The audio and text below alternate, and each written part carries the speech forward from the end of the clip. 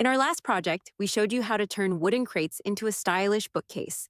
Now, how about making a matching coffee table with built-in storage and wheels? For this simple DIY, you'll need just 4 wooden crates and a set of 4 casters. That's it. Budget-friendly, functional, and easy to build. Start by arranging the crates in a square with the openings facing outward to create built-in cubbies. Make sure everything lines up nicely before moving on. Next, use short screws to secure the crates to each other. This will keep your table stable and ready for daily use. Now flip the whole thing over and grab your 4 casters. Mark where each caster will go, drill pilot holes, and screw them in place. Flip it back over, and just like that, you've got a portable coffee table with plenty of storage for books, baskets, or board games.